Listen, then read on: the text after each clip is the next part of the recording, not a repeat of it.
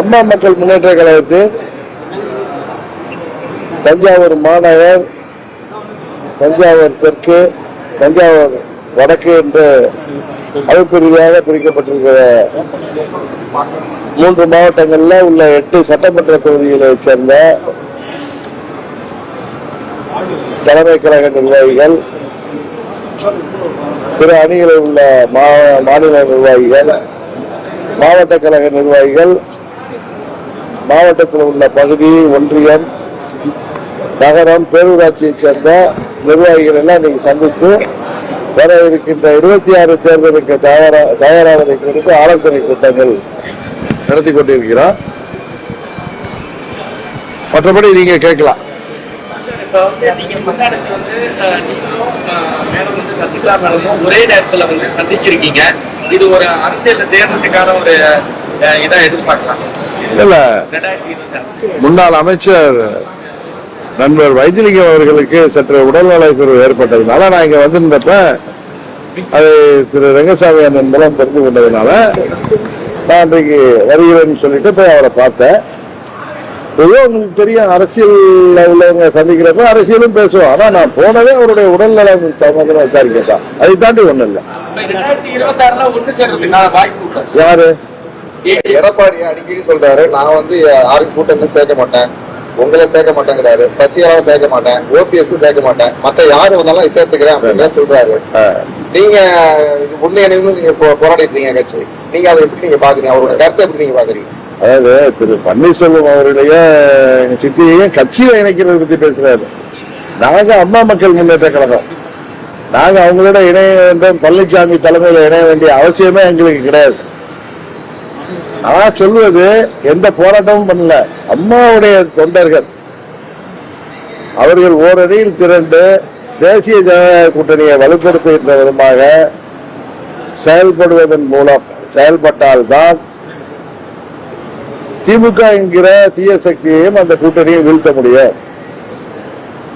அப்படின்னு சொல்ற. இன்றைக்கு இரட்டை இலை சின்னமும் அம்மாவின் கட்சியின் பெயரும் அந்த கட்டிடமும் பழனிசாமி இருக்கிறதுனால அது தொடர்ந்து தோல்விகளை சந்தித்து வருகின்ற இயக்கமாக 10 முறை நடந்த தேர்தலில் பழனிசாமி தலைமை பொறுப்புக்கு வந்த பிறகு அவர் ஆளுங்கட்சியாக இருந்த 4 ஆண்டுகள், இப்பொழுது 4 ஆண்டுகள்ல 10 தொடர் தோல்விகளை சந்தித்து இரட்டை இலை மிகவும் பலவீனமாகி வருகிறது. அந்த கட்சி பலவீனமாகி வருவது என்பது எல்லோருக்கும் தெரிந்த உண்மை.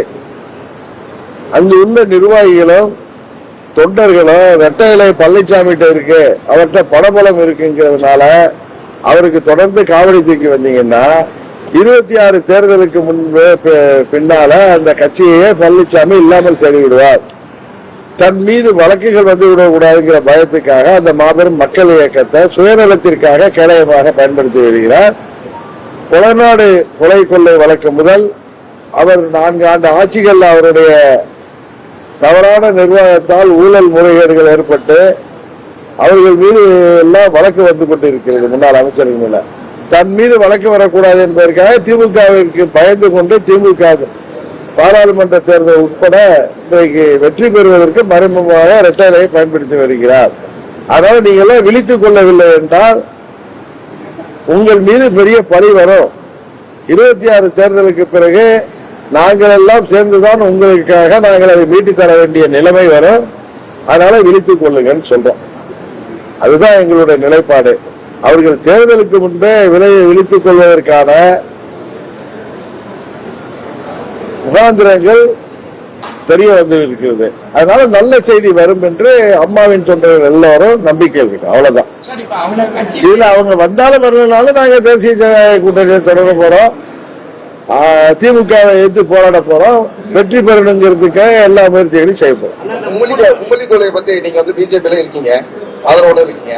உம்மொழி கொலை எதிர்த்து தமிழ்நாடு, நீங்க ஒரு தமிழனா நீங்க அதை எப்படி நீங்க ஆதரவு தெரிவிக்கிறீங்களா? எந்த அடிப்படையில் ஆதரவு தெரிவிக்கிறீங்களா? எது தெரியுமா? ஏற்கனவே இந்த புத்தகத்தை நான் படிச்சிருக்கேன். ஆக்கி மூர்த்திங்கிறவரு அண்ணாவின் நேர்காணல் ஒரு புக்கை தொகுத்திருக்காங்க. ஏற்கனவே நான் படித்தது இல்ல, படித்தவர்கள் சொல்ல கேட்டதை நான் உள்வாங்கியிருக்கேன். அதன் அடிப்படையில தான் நான் என்ன நேற்று சொன்னேன்னு உங்களுக்கு தெரியும். அண்ணா, பேரறிஞர் அண்ணா என்கிற அந்த மாமனிதர் தொலைநோக்கு சிந்தனை உள்ளவர், உள்ளத்துல நடுநிலையாக உண்மையாக பேசக்கூடியவர். அவருடைய பேச்சுகளும் எழுத்துக்களும் காலங்காலத்திற்கு பொருந்தக்கூடியது. அது அவர் வாழ்ந்த காலத்திற்கு மாத்திரமல்ல, என்றைக்கு பொருந்தக்கூடிய ஒரு தீர்க்கதரிசி அவர். அவர் இன்றைக்கு இருந்திருந்தால் உறுதியாக இந்த கால சூழ்நிலையில மூன்றாவது ஒரு மொழி வேண்டும் என்பதை ஒத்துக்கொண்டிருப்பார் அப்படின்னு சொன்னேன். அதை நிறைய பேர் அந்த திமுக சாதகமானவர்கள் பல பேர் அதை எனக்கு எதிராக சோசியல் மீடியாவில் சொன்னாங்க. நேற்று இரவு நான் எந்த புத்தகத்தில் படித்தேன் என்று மறந்திருந்தனோ அந்த புத்தகத்தின் ஆசிரியர் நமது தஞ்சாவூரை சேர்ந்தவர். அந்த புத்தகத்தை தொகுத்து அந்த வெப்சைட்ல போட்டிருந்தார். நான் வெப்சைட்ல படிச்சிருக்கேன், இல்ல புக்கா படிச்சிருக்கேன். அது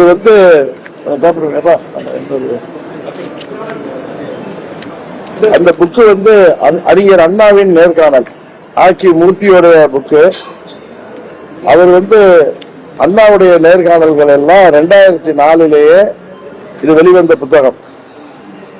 மணிவாசக நூலகம், சென்னை, சிதம்பரம், சென்னை, டி நகர், மதுரை, கோயம்புத்தூர், திருச்சியில எல்லாம் அதுக்கு பிரான்ச் இருக்கு. நான் காமிக்கிறேன். இந்த புத்தகத்துல உள்ளத அந்த வெப்சைட்ல வெப்சைட்ல வந்ததை நான் பார்த்திருக்கேன்.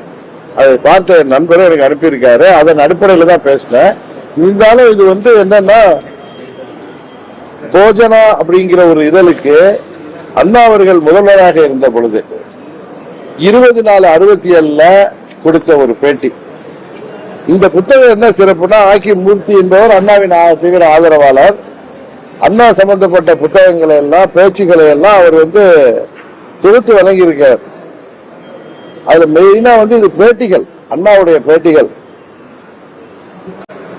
அது இந்த புத்தகத்தை நான் காப்பி வேணா வாங்கி தரேன். ஒரே புத்தகம் தான் இருந்ததுனால அவரு உங்களுக்கு தெரிஞ்சிருக்கும்.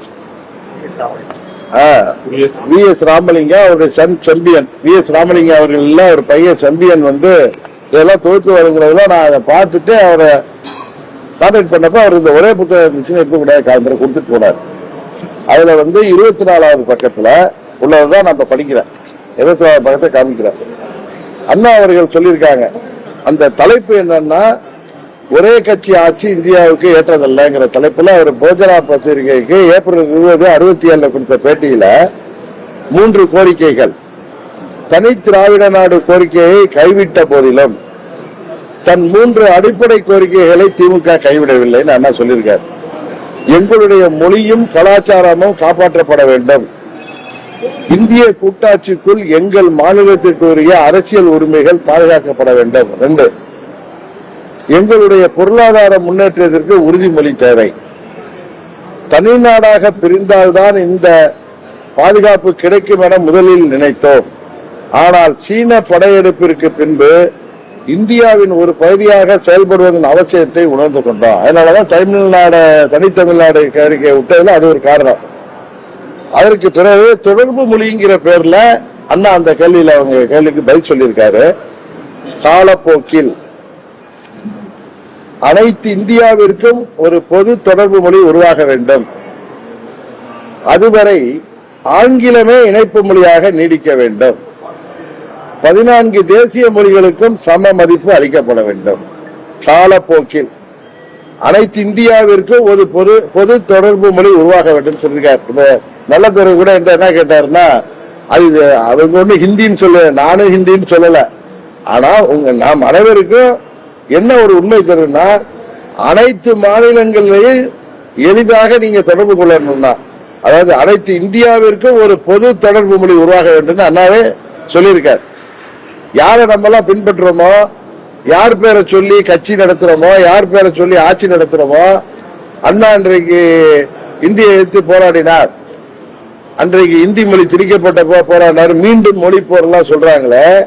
அண்ணா தீர்க்க தரிசனமாக 67 ஏப்ரல் 20 ஒரு போஜனாங்கிற இதழுக்கு அளித்த பேட்டியில் சொன்னதை நான் தொகுக்கல, நான் சொல்லல, ஏற்கனவே தொகுத்து ஆக்கி மூர்த்தி என்பவர் யார் என்பது தெரியும்.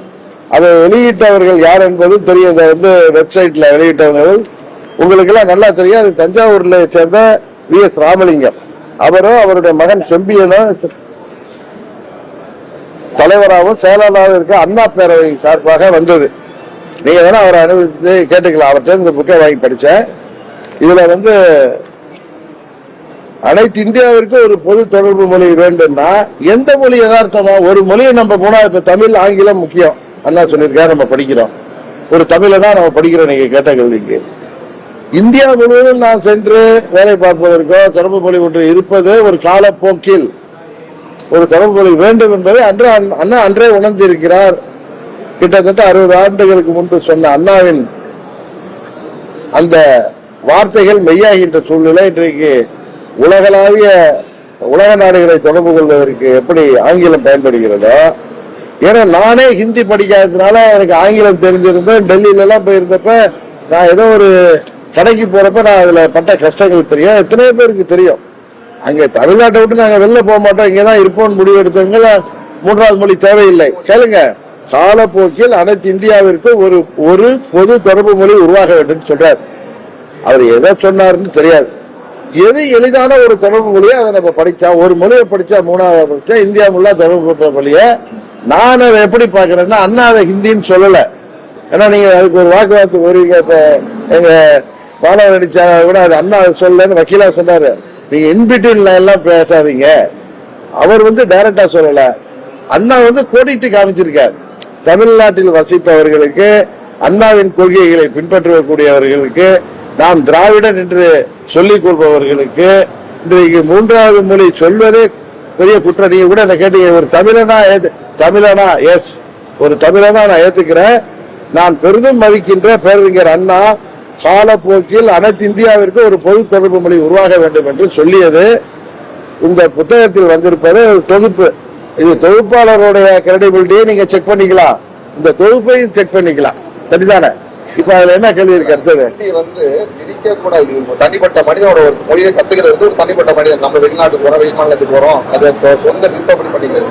இது கட்டாயப்படுத்தி ஒரு மாநிலத்தை கட்டாயப்படுத்தி மத்திய அரசு அழுத்தம் கொடுக்க கூடாது. இதுக்கு நம்ம தமிழ்நாடு நீங்க தப்பா பாக்குறீங்க. இப்ப தமிழ்நாடு அரசு பள்ளிகள்ல தான் 2 மொழி இருக்கு. நீங்க விரும்புறீங்களோ இல்லையோ மெட்ரிகுலேஷன் ஸ்கூல்ல படிக்கிறவங்களுக்கு 3வது மொழி ஹிந்தியே படிக்கிறாங்க. CBSE போர்டுல ஹிந்தி இருக்கு. எங்க ஒரே இடத்துல இல்லைன்னா ஹிந்தி ஹிந்தியோ 3வது மொழியோ இல்லாத அரசு பள்ளிகள்ல. ஸ்டேட் பள்ளியில யார் படிக்கிறா? ஏழை எளிய மக்கள், அடித்தட்டு மக்கள் தான். அப்பர் கிளாஸ், மிடில் கிளாஸ் எல்லாம் மற்ற ஸ்கூல்ல படிச்சிருவாங்க. இந்த பாவம் இந்த அரசு பள்ளிகளில் படிக்கிற மாணவர்கள், குறிப்பா ஏழை எளிய மாணவர்கள், தின கூலி தொழிலாளர்கள் பிள்ளைங்க. நான் தமிழ்நாடுக்குள்ள டிராவல் பண்றேன். போற இடங்கள்ல இன்னைக்கு இங்க இருந்தா திருநெல்வேலியில் இருக்கோம். போற இடங்கள்ல கார்லயே போவேன், நான் பிளைட்ல கூட போக மாட்டேன். நிறுத்தி கேட்டப்ப இதுவரை ஒரு 100 பேர், ஒரு காரணத்துக்கு 100 பேர் கேட்டுட்டேன்னா எனக்கு தெரிந்து 85 பேர் ஜாதி மதங்களுக்கு அப்பாற்பட்டு ரோட்ல சந்திக்கிற தினக்கூலிகள் எங்க பிள்ளைக்கு 3வது மொழி படிக்கிறதுல என்னங்க தப்பு இருக்கு? அவங்க என்ன ஜாதின்னு தெரியாது, என்ன மதம் தெரியாது, ஆனா நம்ம தமிழ்நாட்டை சேர்ந்தவர்கள். இன்னும் சொல்ல போனா நம்ம மாதிரி திராவிடர்கள். எங்க திருநெல்வேலி பக்கத்துல நான் போறப்ப நீங்க கேட்கிறேன், எங்க டிராவல் பண்றப்ப நீடாமங்கலம் பக்கத்துல கேட்கிறோம். அங்க உள்ளவர் சொல்றாரு, விவசாய கூலிகளாக இன்றைக்கு பீகார்ல இருந்தே இங்க இருக்காங்க, நம்ம அவங்க மொழியை கத்துக்கிறதுனால என்ன தப்பு இருக்குன்னு கேட்கிறாங்க. நான் சொல்றது எதார்த்தம். நான் பிஜேபி கூட்டணியில் இல்லைன்னா இன்னும் ஸ்ட்ராங்கா இதுக்காக பேசியிருப்பேன். இன்னும் நான் பெரிதும் மதிக்கிற பேரறிஞர் அண்ணா அவர்கள், நான் அவர் சொல்லியதை, அவருடைய பேட்டியையோ எழுதியதையோ ஏற்கனவே உள்வாங்கியதோ எனக்கு எங்கேன்னு தெரியாம நேற்று நான் மன்னார்குடியில சொந்த ஊர்ல மீடியால என்னை மீறி சொன்னேன். அதற்கு நான் பேசியதோட நேரம் என்னை தாக்கி பல பேர் சோசியல் மீடியால வந்ததோ, இதை யார் எனக்கு சொன்னாரோ அவரே எனக்கு வெப்சைட்ல அனுப்பி இந்த அட்ரஸ்ல தான் சார் அந்த புத்தகம் இருக்கணும்னாரு. நீ காலம்பரம் 9 மணிக்கெல்லாம் மாவட்ட செயலர் ராஜேஸ்வரன் அவர் செம்பியனை போய் சந்தித்தது, அவரே இந்த புத்தகத்தை கொடுத்தார்.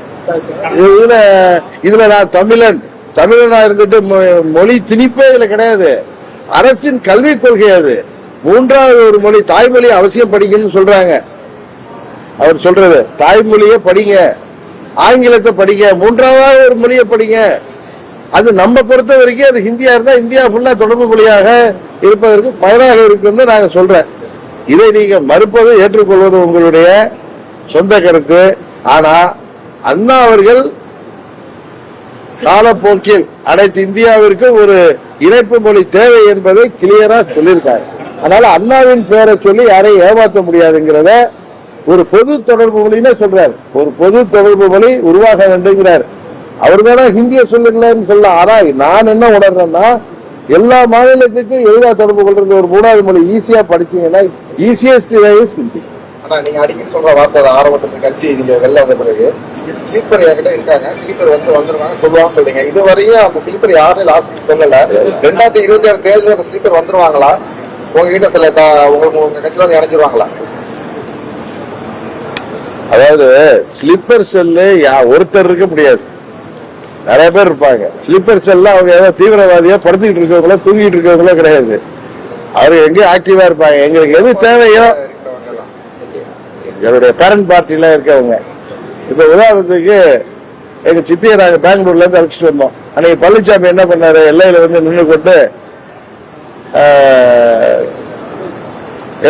நின்று கொண்டு போலீஸ் அவர் யாரு அப்ப ஒருத்தர் இருந்தாரு, என்ன ராஜேஷ் தாஸ் பெரிய படையோட நின்று வண்டியில புடுங்கணும்னு சொன்னாரு. அப்ப தட்சிணாமூர்த்தின்னு அதிமுகவுல பதவியில இருந்தவரை நாங்க வர வச்சு அவர் கார்ல அந்த பாடல்ல எங்க சித்தி அனுப்பினவங்கள நிறுத்த முடியல வண்டிய. வேலூருக்கு அப்புறம் தான் யார் வண்டின்னு தெரிஞ்சுட்டு அவர் கட்சியை விட்டு எடுத்தாங்க. அதுக்கப்புறம் கிட்ட வர முடியல. அதை போன்று உதவி செய்பவர்கள், அம்மாவின் தொண்டர்கள் அனைவரும் ஓரணியில் இருக்க வேண்டும் என்று நினைப்பவர்கள், அம்மாவின் கட்சியை பலவீனப்படுத்தி வருகிறார் பழனிசாமி கும்பல் என்பதை உணர்ந்து இருப்பவர்கள், அந்த நல்ல மனிதர்கள் எல்லாம் ஸ்லீப்பர் செல் தான். இன்றைக்கு கூட உங்களுக்கு அங்க நடக்கிற பிரச்சனைகள் எல்லாம் தெரியும். யாரெல்லாம் குரல் எழுப்பினார்கள், என்னென்ன நடக்குது, அம்மாவின் தொண்டர்கள் எல்லாம் ஓர் அணியில இணையணும்னு பேசுறவங்க யாருன்னெல்லாம் தெரியும். எனக்கு தெரிந்து பெரும்பாலான தொண்டர்களும் நிர்வாகிகளும் தேசிய ஜனநாயக கூட்டணியில் அம்மாவின் இயக்கம் இடம்பெற வேண்டும், திமுகவை வீழ்த்துவதற்கு நாம் அனைவரும் ஓரணியில் திரண்டணும், இல்ல இணைய விருப்பப்படுறவங்களை இணைத்துக் கொள்ளணும் அப்படிங்கிறது தான் எல்லாருடைய கருத்து. அத பழனிசாமி மறுப்பதற்கு காரணம் சுயநலம் மாத்திரம் இல்ல, திமுக மீது உள்ள பயம். இந்த தேர்தலில் அவர் எங்க இணைஞ்சிட்டா அவருக்கு வழக்குகளான கைது நடவடிக்கை எல்லாம் வந்திருக்கிற பயத்துல தன்னை பாதுகாத்துக் கொள்வதற்கு கேடயமாக அந்த கட்சி பயன்படுகிறது.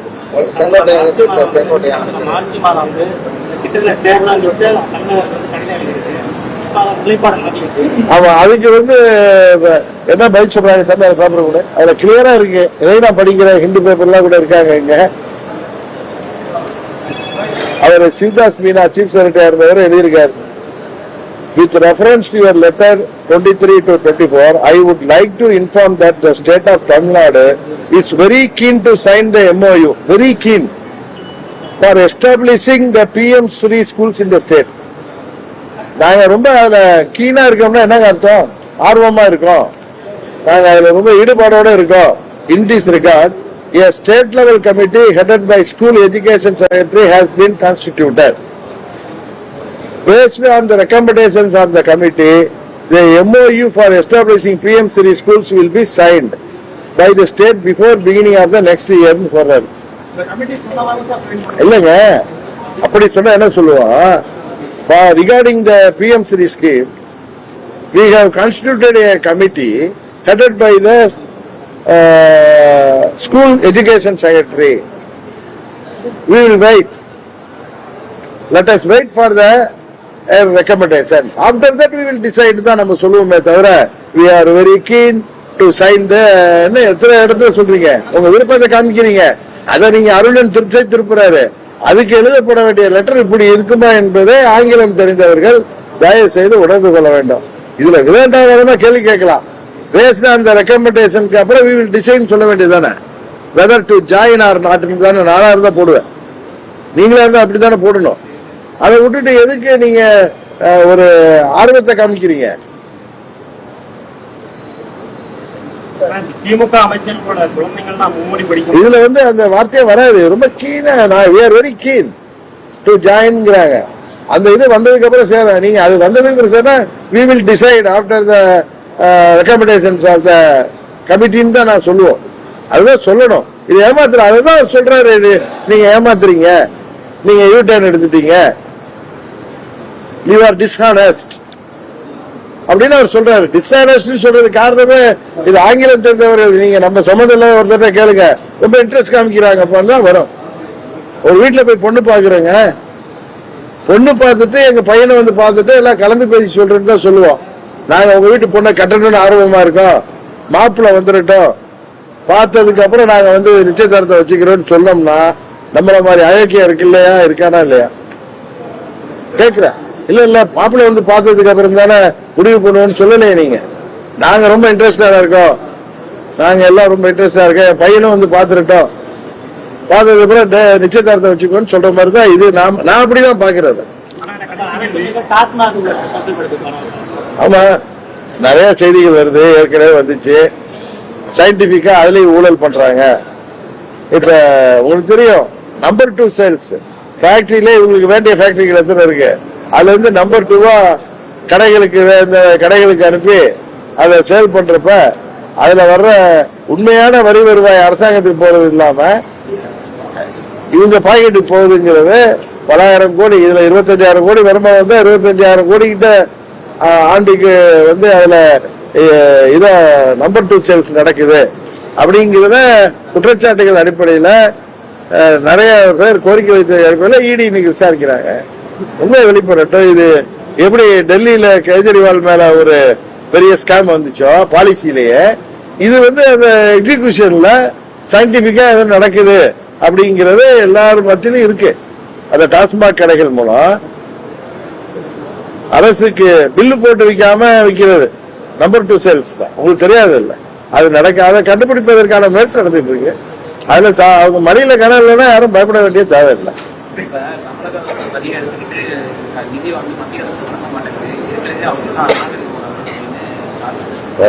இது மாதிரி பேசுறதுதான் அநாகரிகம். இப்ப தமிழ்நாட்டுல 30 மாவட்டத்திட்ட இருக்கா, பிரிச்சிருக்காங்களா. இப்ப கோயம்புத்தூர்ல இருந்து நிறைய இன்கம் வரும், அங்க மெட்ராஸ்ல இருந்து நிறைய இன்கம் வரும், திருப்பூர்ல இருந்து நிறைய இன்கம் வரும். ஏன்னா நிறைய தொழிற்சாலைகள், நிறைய ஃபேக்டரிஸ் இருக்கு. நம்ம தஞ்சை மாவட்டத்தில் எவ்வளவு ஃபேக்டரி இருக்கு, இங்க விவசாய வருமானம் தான்.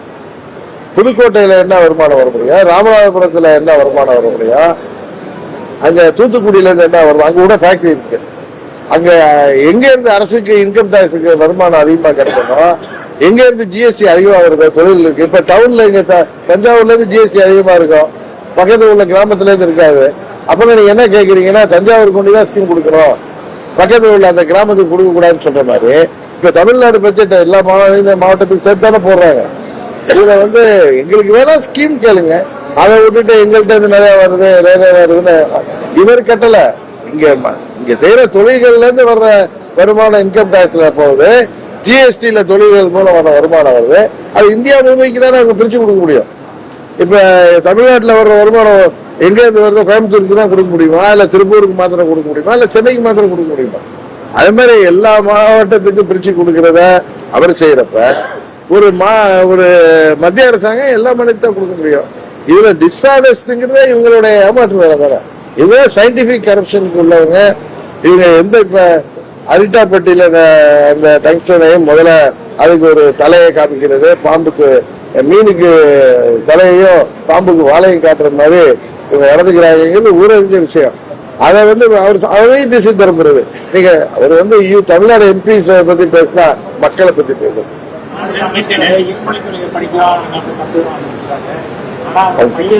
பிரெஞ்சு படிக்கிறாங்க, அதான் உண்மை. இவங்க நடத்துற ஸ்கூல் எல்லாம் சென்ட்ரல் போர்டு ஸ்கூல், எல்லாரும் ஹையர் செகண்டரி ஸ்கூல் போர்டு நடத்த வேண்டியதானே. ஸ்டாலின் குடும்பம் எல்லாம் தமிழர் தானே, அங்க ஹிந்தியை கற்பிக்கணும் இல்லங்க. அதுதான் நீங்க எதுக்கு டாஸ்மாக் கடை வைக்கணும், நீங்க வந்து கூல்ட்ரிங்க் கடை வைக்கலாம்ல. அதே மாதிரி இல்லங்க, சிபிஎஸ்இ போர்டு தான் நீங்க வைக்கணும்னு அவசியம் என்ன இருக்கு? ஹையர் செகண்டரி போர்டு ஸ்கூல் வைக்க நடத்தக்கூடாதா? நீங்க கேட்கல, நீங்க திராவிடன் தமிழன் இந்தியா எங்களுக்கு ஆகாதுங்கிறோம்ல. ஏன்னா தமிழ்னா ஹிந்தி படிக்க கூடாதுன்னு சொல்ற நீங்க ஹிந்தி எதுக்கு சொல்லி கொடுக்குறீங்க? நீங்க உங்க school higher secondary school board, higher secondary board school ஆரம்பிக்க வேண்டியதானே தமிழ்நாடு எஜுகேஷன் பாலிசியா? மத்திய அரசு சிபிஎஸ்இ சொன்னா அப்புறம் அதுதான் நீங்க ஆரம்பிக்கணும். உங்களுக்கு மீன் வேணும்னா நீங்க மீன் கடை தானே வைக்கிறோம். நீங்க காய்கறி சாப்பிடுங்க. ஏதாவது தமிழ் என்னாச்சே, நான் ஹிந்தி படிக்க கூடாது, அப்படியே ஹையர் செகண்டரி போர்டு நடத்த வேண்டியதானே. நீங்க சும்மா நம்மளோட ஏமாத்திக்க வேணாங்க. அதான் உண்மை. இதுக்கு அண்ணாவெல்லாம் இனிமேல் இருக்க முடியாது. இதே மாதிரி எவிடன்ஸ் அந்த போஜனம் இதெல்லாம் எடுத்துருவோம். அடுத்தது நான் பேசினா எவிடன்ஸ் இல்லாம பேச மாட்டேன். நேற்று நீங்க ஆரம்பிச்சப்ப இப்படி எல்லாம் பாய்வீங்கன்னு தெரியும். இன்னைக்கு எடுத்து கொடுத்துட்டாரு. தாவேகா வந்து அதிமுகவோட முனைப்பு காட்டுது அப்படின்ற மாதிரி நான் திரும்ப சொல்றேன், நீங்க நம்ம ஊருக்காரங்க, நீங்க அரசியல் கூட்டணிகளை பத்தி ஆர்வமா கேட்கறது தப்பு இல்ல. இந்த ஆட்சியில நடக்கிற அவலங்கள், டெய்லி ஒரு எங்கேயாவது ஒரு கற்பழிப்பு, ஏதாவது ஒரு பள்ளி மாதிரியும் பால்வாடி ஸ்கூல்கள், பால்வாடியும் முருங்க பால்வாடி ஸ்கூல்கள்ல படிக்கிற பெண்ணுங்க முதற்கொண்டு 80 வயது மூதாட்டி வரை இன்றைக்கு பாதுகாப்பு இல்லை. கூலிப்படைகள் எங்க பார்த்தாலும் கொலை செய்யுது. போதை மருந்து கலாச்சாரம் தமிழ்நாடு ஃபுல்லா பரவி கிடக்கு. இந்த அரசாங்கம் இன்றைக்கு என்ன குற்றச்சாட்டுன்னா, இந்த சாராய வியாபாரத்திலையும் ஊழல் செய்யறாங்கன்னு. அதுக்குதான் இடி வந்து இன்றைக்கு அங்கெல்லாம் சோதனை செய்யறாங்க. சயின்டிபிக் கரப்ஷனு. இவங்க வந்து வெளிநாட்டுக்கெல்லாம் போய் சீஃப் மினிஸ்டர் ஏதோ வெளிநாட்டு முதலீடை கொண்டு வர்றாங்கிறாங்க. இங்க கிட்டத்தட்ட 10,000 சிறு குறு நடுத்தர தொழிற்சாலைகள்லாம் மூடப்பட்டிருக்கு. இந்த ஆட்சி கேவலமான ஆட்சியா போயிட்டு இருக்கு. சட்ட ஒழுங்கு சந்திச்சிருக்குது. அதை பற்றி திருப்ப திருப்ப நீங்க கேள்வி கேட்டால்தான் நாங்க பதில் சொல்றப்போ இன்னும் புரியாத மக்களுக்கு போய் சேரும். அதிமுக இருக்காரு, அவரை எடப்பாடியை ஒதுக்கிட்டாரு. அவருக்கு நீங்க அவர் சந்திச்சது உங்கள்ட்ட பேசினாரோ இன்னைக்குதான் அவர் பேசுனீங்களா? அவரு செங்கோட்டையன் மனநிலையில தான் அங்க மெஜாரிட்டி ஆஃப் த பெரும்பான்மையான அம்மாவின் தொண்டர்கள் அங்க இருக்காங்க. அவர்கள் விழித்துக் கொள்ள தொடங்கி விட்டார்கள். கொஞ்ச நாள் பொறுங்க, எல்லாவற்றிற்கும் ஒரு நல்ல செய்தி கிடைக்கும்.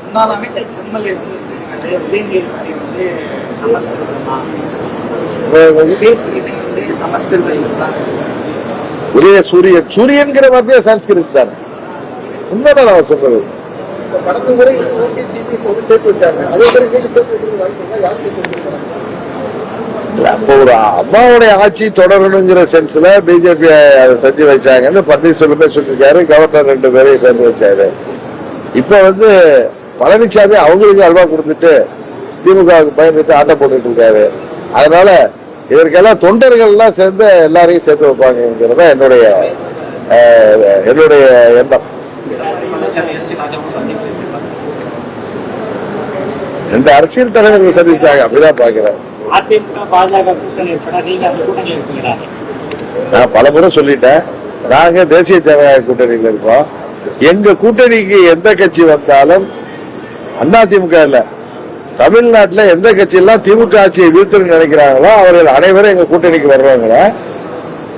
ஒருவேளை பழனிசாமி வந்தால் அந்த நேரத்தில் நான் எங்க தொண்டர்களோடு சேர்ந்து முடிவெடுத்து எங்க கட்சி தேசிய ஜனநாயக கூட்டணியில போட்டியிடும். தனிப்பட்ட டிடிவி தினகரன் போட்டியிடுவதை பற்றி அப்போ யோசிச்சு நான் சொல்றேன். மற்றபடி எங்க கட்சி தேசிய ஜனநாயக கூட்டணியில போட்டியிடுவோம்.